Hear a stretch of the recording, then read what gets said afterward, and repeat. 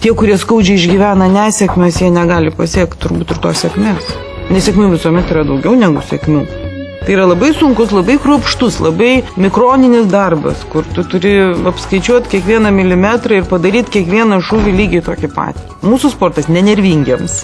Ir jeigu tu per anksti pradėsi džiaugtis arba liūdėti, tu nepadarysi visko taip, kaip reikia. Mano užduotis padaryti viską, ko iš manęs laukia. Be kelinta būsiu, aš nežinau. Mes visi dirbam vienam tikslui, tam, kad kažką pasiektų. Mes dirbam valstybės labui, mes garsinam valstybę.